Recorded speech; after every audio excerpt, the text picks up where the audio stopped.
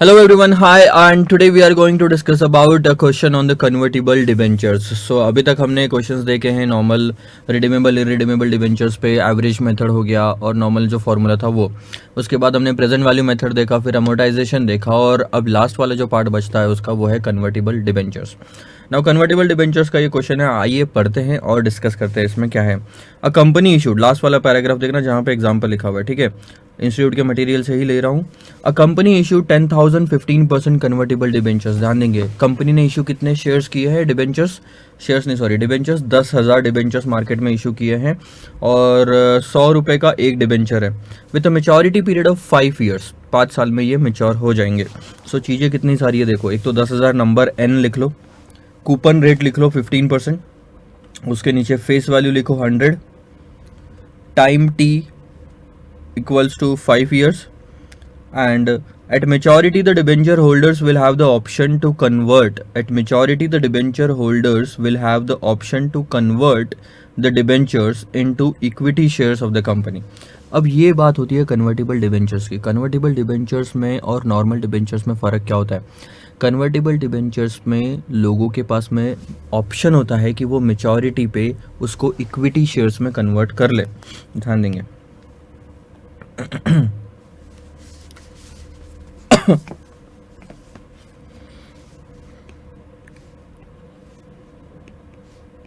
ये है मान लो नॉर्मल डिबेंचर और ये है कन्वर्टिबल डिबेंचर, ठीक है। अब 1 2 3 4 5 6 साल मान लो, 1 2 3 4 5 6 साल हो गए। अब यहाँ पे 100 रुपये में इशू किया, यहाँ पे 100 रुपये में इशू किया, बात सारी की है 10-10 रुपये का मान लो डिविडेंड मिल रहा है हर जगह पे, डिविडेंड नहीं सॉरी डिबेंचर में इंटरेस्ट मिल रहा है आपको। और अब फ़र्क क्या होता है, मैं अब आपको असली फ़र्क बताता हूँ दोनों में। कन्वर्टिबल डिबेंचर में क्या होता है कि जब भी टाइम आता है, या तो मेच्योरिटी या तो उसके पहले, ये डिबेंचर्स यहाँ पे नॉन कन्वर्टेबल डिबेंचर्स जो होते हैं, या एनसीडी बोलो या एनडी बोलो, इसमें आपको वापस 100 रुपये मिलेंगे जो फेस वैल्यू थी, कोई और ऑप्शन नहीं है। यहाँ पे आपके पास में ऑप्शन होता है कि आप 100 रुपये ले लो या तो फेस वैल्यू, और उसको डिबेंचर को कन्वर्ट करा लो इक्विटी शेयर्स में। सो यहीं पे आपको बताया जाएगा कि एक डिबेंचर के लिए आपको 12 शेयर्स मिलेंगे, और 12 शेयर्स की उस दिन जो भी वैल्यू होगी, उस दिन ना, आज की नहीं, मान लो इस दिन 12 शेयर्स की वैल्यू थी, तकरीबन हर शेयर्स की वैल्यू थी 10 रुपये, तो 12 शेयर्स के हिसाब से वो होता है 120 रुपये। अब 120 रुपये के इक्विटी में कन्वर्ट कर लो या डिबेंचर में कन्वर्ट कर लो। मैं रहूँगा तो मैं इक्विटी में कन्वर्ट करूँगा, क्योंकि कन्वर्ट करने का कुछ खर्चा, एक्स्ट्रा पैसा मेरे को देना नहीं पड़ रहा। कोई चीज़ की कीमत अगर 120 हो रही है तो मैं 120 में जाऊँगा, क्यों 100 में संतुष्ट हो जाऊँ। आपने अगर वापस कैश ले लिया तो 100 रुपये आपको मिल जाएंगे, लेकिन आप इक्विटी में कन्वर्ट कराओ और बाद में जाके इक्विटी बेच देना तो 120 मिलेंगे ना। तो कोई भी यही चाहेगा कि 120 वाला ऑप्शन में चूज़ करो। हाँ, अगर उस दिन वैल्यू आपकी 8 होती है तो उस हिसाब से 12 इंटू 8 भी नहीं, चलो थोड़ा कम लेते हैं, 12 इंटू मान लो 8 ले लो, चलो, तो उस हिसाब से 96 होगी। और 96 के केस में आप क्या ऑप्शन चूज़ करोगे?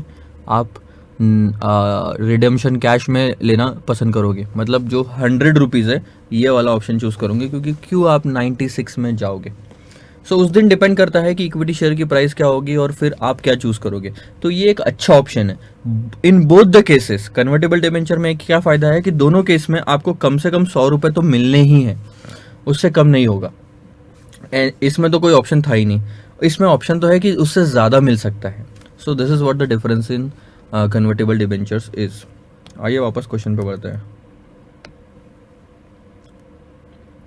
अब अगर आप ध्यान दोगे तो second line, at maturity the debenture holder will have the option to convert the debentures into equity shares of the company. Company के मैं इक्विटी शेयर्स खरीद सकता हूँ इन द रेशियो ऑफ 1:10। 1:10 का मतलब क्या होता है? 10 शेयर फॉर ईच डिबेंचर। हर एक डिबेंचर को के बदले आप 10 शेयर्स में कन्वर्ट कर सकते हो। ध्यान देंगे एक चीज़ पे, हो सर कुछ भी, 5 साल की मेच्योरिटी जो है उसके बाद ये डिबेंचर तो हो जाने हैं ख़त्म। कोई भी ऑप्शन हो, या तो आप इक्विटी में कन्वर्ट करा लो या तो कैश लेके ख़त्म कर दो। दोनों केस में डिबेंचर ख़त्म हो रहा है। पहले वाले केस में आपके हाथ में इक्विटी आ रहा है, कैश नहीं आ रहा। दूसरे वाले केस में कैश आ रहा है। और दोनों की वैल्यू है, बाद में इक्विटी आप बेच सकते हो। सो अब आप एक क्या लिखा है यहाँ पे कि एक डिवेंचर आपके पास में है तो आप 5 साल के एंड में 10 इक्विटी शेयर्स उसके बदले में ले सकते हो, कंपनी आपको 10 इक्विटी शेयर्स दे देगी।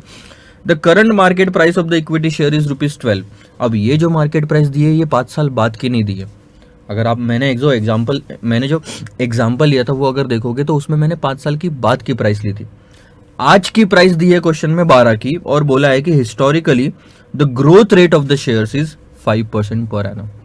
आज की प्राइस दी है कितनी, ₹12, और हमको कन्वर्ट 5 साल के एंड में करना है, तो 5 साल के एंड की इक्विटी प्राइस कैसे निकालोगे आप, इसको आप आगे बढ़ाओ 5% से, फिर 5% से, फिर 5% से, फिर 5% से, क्योंकि ग्रोथ दी है यहाँ पे। 5 साल तक की ग्रोथ ऐड करो ₹12 में, आपको पता चल जाएगा यहाँ की इक्विटी शेयर की प्राइस कितनी होगी estimated. Compute the cost of debenture assuming 35% tax rate. Compute करो cost of debenture assuming 35% tax rate. अब देखो कहानी कितनी आसान बनती है।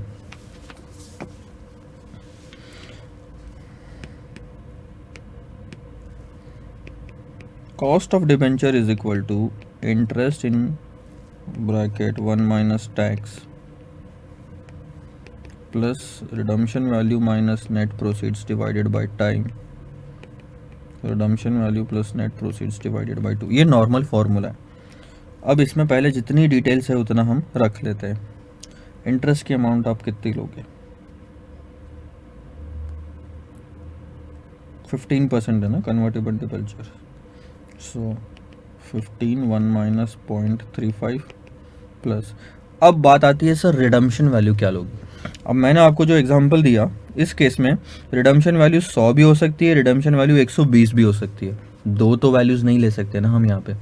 तो सबसे पहले हमको पता करना होगा कि उस दिन की मार्केट प्राइस कितनी होगी। ये जो बता रहा हूँ ना मैं आपको 8 से 10, ये पहले पता करो उस दिन की मार्केट प्राइस क्या है, उसको मल्टीप्लाई करो 12 से। अपने क्वेश्चन में कितना दिया हुआ है, 10 दिया हुआ है, 10 इक्विटी शेयर्स में कन्वर्ट कर सकते हैं, तो उसको मल्टीप्लाई करो 10 से, और फिर पता करो कि फेस वैल्यू ज़्यादा अप्रोप्रिएट रहेगी या जो कन्वर्ट करने के बाद इक्विटी शेयर की प्राइस आ रही है वो।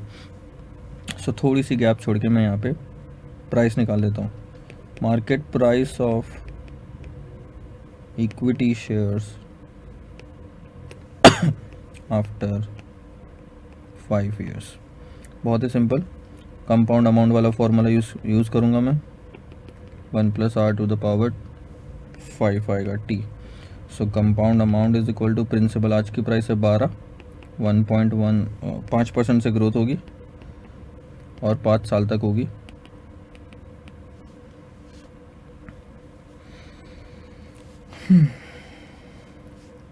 दो 3 4 5,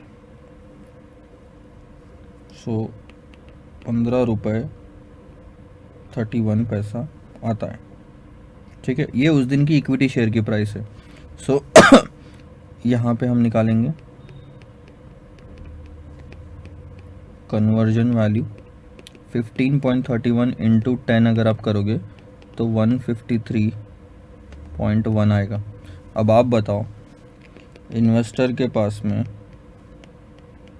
when given an option to select from 1 face value ले ले तो वापस ₹100 की, दूसरा कन्वर्ट करा ले इनटू इक्विटी, तो आप क्या कराओगे सर, आप कन्वर्ट कराना पसंद करोगे इक्विटी में क्योंकि उसमें ज़्यादा पैसा मिल रहा है। सो यहाँ पे हम ये चूज़ करेंगे, तो हमारा आंसर आता है 153.1 will be the redemption value. उतना हमको पैसा मिलेगा उस दिन। पैसा मिलेगा यानी कैसे मिलेगा, डिबेंचर को कन्वर्ट कराओगे इक्विटी में और इक्विटी मार्केट में बेच दो तो कैश मिलेगा। और नेट प्रोसीड्स कितना था यहाँ पे क्वेश्चन में कुछ दिया हुआ है क्या, फ्लोटेशन कॉस्ट वगैरह नहीं है, तो 100 ही लेके चलेंगे। 5 साल दिए हुए हैं आपको,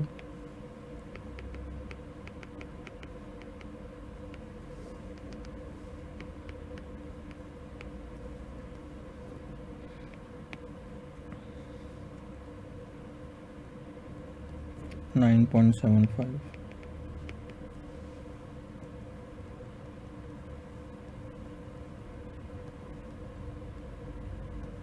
10.62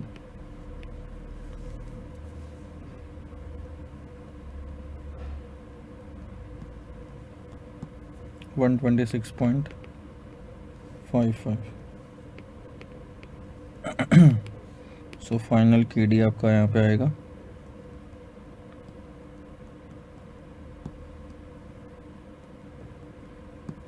16.09 या 16.10%।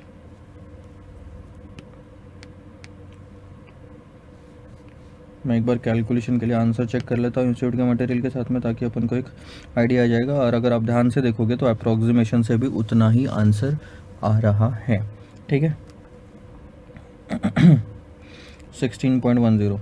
अब एक और मेथड होती है यहाँ पे। अब जब तक क्वेश्चन में कुछ नहीं दिया है तब तक आप यही मान के चलते हो कि सर हमको अप्रॉक्सीमेशन वाला मेथड ही यूज़ करना है। लेकिन अगर क्वेश्चन में आपको ये दे दिया कि प्रेजेंट वैल्यू मेथड से निकालो इस क्वेश्चन का आंसर, तब आप क्या करोगे? तब आपको इंटरनल रेट ऑफ रिटर्न और IRR या इंटरपोलेशन जिसको हम बोलते हैं वो यूज़ करना पड़ेगा। और ऐसे केस में हम कैसे आंसर निकालेंगे, ध्यान दीजिए। ऑल्टरनेटिवली यूजिंग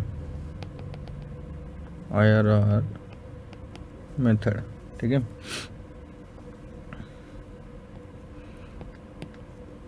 एक कैश फ्लो ज़ीरो पे होगी जब आप इन्वेस्टमेंट करोगे, फिर 1 से 5 साल तक आपको इंटरेस्ट आएगा, नेट ऑफ टैक्स लेंगे हम, ठीक है।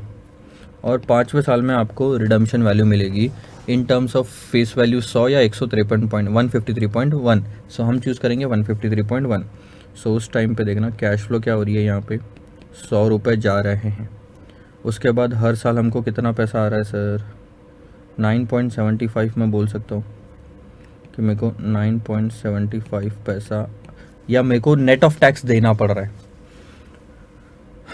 और उसके बाद इन्वेस्टर के एंगल से अगर आप देखोगे तो 153.1, किसी के भी एंगल से देखो आंसर सेम आएगा। अब ये जो मैंने माइनस प्लस का साइन दिया है ये इन्वेस्टर के एंगल से दिया है कि इन्वेस्टर इन्वेस्ट करेगा तो उसके जेब से पैसा जाएगा और बाद में उसको ये मिलेगा। और अगर आप यही चीज़ कंपनी के एंगल से देखोगे तो 100 रुपये आ रहा है तो पॉजिटिव लिखोगे और बाकी दोनों फिगर जा रही है तो निगेटिव लिखोगे। सो आंसर नहीं बदलेगा आपका। अब आप प्रेजेंट वैल्यू फैक्टर से प्रेजेंट वैल्यू निकाल लो। लेट से मैं लेता हूँ रेट 15% का। 0 टाइम का फैक्टर होता है 1 और 15% से हमने पहले कल 15% से कैलकुलेशन किए थे, ये मैं निकाल देता हूँ। नहीं, ये 12% से, ये रहे 15% से। सो 15% से हमारा फैक्टर कुछ आ रहा था 3.353 और 0.497 3.353 और 0.497 और फिर आती है बात प्रेजेंट वैल्यू की 100।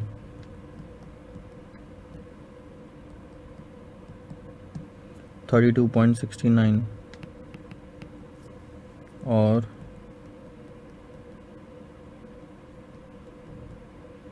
76.09। अब कर लो टोटल।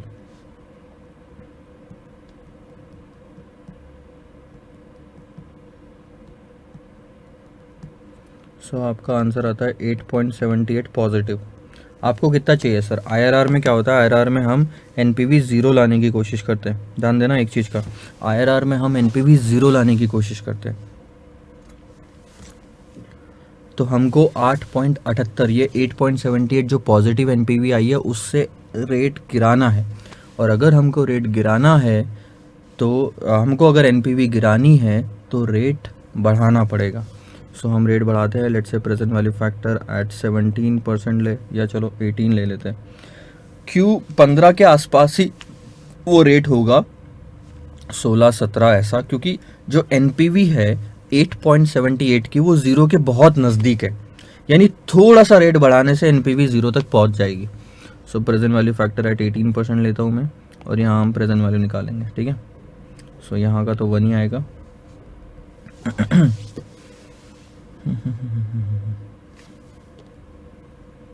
हाँ ये रहा, ठीक है। So 1 divided by 1.18 equals to M plus, ठीक है। फिर इक्वल टू एम प्लस,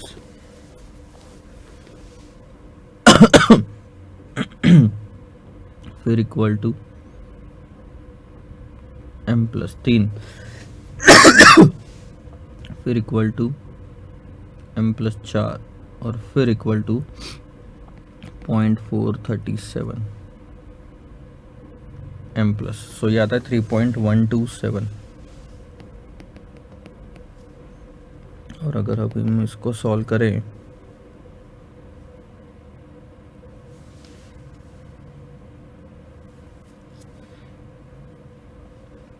तो 3.127 इंटू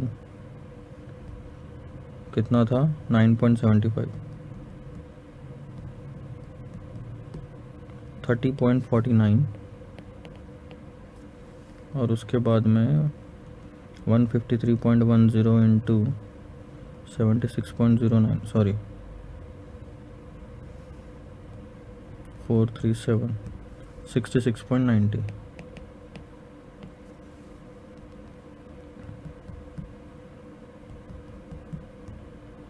-100। सो आता है -2.61। सो एक चीज़ आप ध्यान दे सकते हो यहाँ पे कि -2.61 is very close to zero. So कहीं ना कहीं जो अपना फाइनल रेट है वो 18% के आसपास का ही रेट है, यानी उसके नीचे ही आएगा। अब ये जो हमको प्लस माइनस वाली फिगर मिल चुकी है, दो एनपीवीज हमको ऐसी मिली है जो एक पॉजिटिव है एक नेगेटिव है, इनके बीच में ही कहीं ज़ीरो आता है। तो अब हम यूज़ करेंगे इंटरपोलेशन।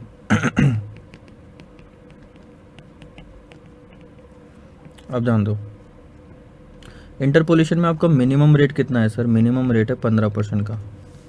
अच्छा पहले मैं ऐसे लिख लेता हूँ ताकि इजी जाएगा। 15% और 18%।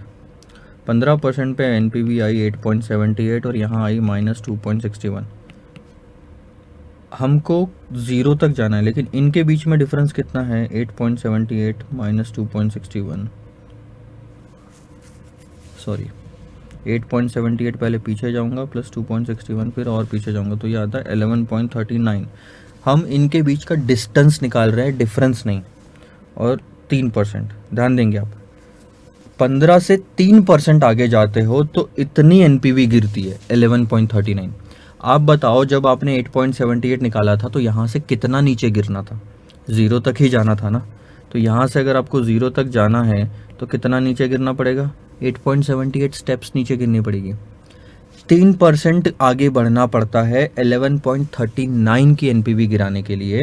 तो 8.78 की एनपीवी गिराने के लिए कितना गिरना पड़ेगा, आगे बढ़ना पड़ेगा? सो सबसे पहले 15 और फिर बहुत आसान है 3 डिवाइडेड बाय 11.39 मल्टीप्लाइड बाय 8.79। बहुत ही सिंपल, ठीक है। 3 डिवाइडेड बाय 11.39 मल्टीप्लाइड बाय 8.78। ये लॉजिकली आंसर आता है। अगर आप हायर वैल्यू लोअर वैल्यू ऐसे करके याद करोगे ना तो आपको रट ज़रूर जाएगा, लेकिन ज़िंदगी में इंटरपोलेशन का मतलब नहीं समझ में आएगा।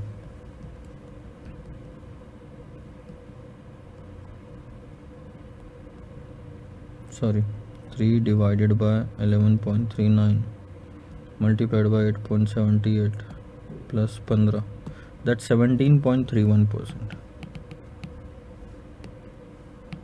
सो अगर हम IRR मेथड से जाए तो हमारा आंसर आता है 17.31%। So this is your final answer. या तो आप ये ले लो या तो 16.10। ये थोड़ा सा डिफरेंस आएगा ज़रूर क्योंकि ऊपर वाली मेथड एवरेज मेथड है। अब आप मेरे को बोलोगे कि sir exam point of view से हमने क्या करना चाहिए? बहुत ही सिंपल, क्वेश्चन कहीं नहीं दिया गया है तो एग्ज़ाम पॉइंट ऑफ व्यू से ये आंसर राइट है। क्वेश्चन में अगर स्पेसिफिकली कुछ और मेंशन नहीं किया कि कौन से मेथड से सॉल्व करना है। और अगर आप बोलोगे कि सर दोनों में से सबसे बढ़िया और अप्रोप्रिएट मेथड कौन सी होती है, तो मैं बोलूँगा ये। इसमें टाइम ज़रूर लगता है लेकिन इसमें time value of money consider होता है। हर टाइम को अलग अलग वैल्यू दी जाती है और फिर डिस्काउंटिंग की जाती है। एवरेज मेथड में ऐसा नहीं होता, आप सबको एवरेज आउट कर देते हो। So that is not a good method, but exam point of view से वही है अगर क्वेश्चन में कुछ नहीं दिया हुआ है तो। So this is all about the convertible debenture. Next lecture में देखते हैं कुछ नए टॉपिक्स के बारे में। Bye bye.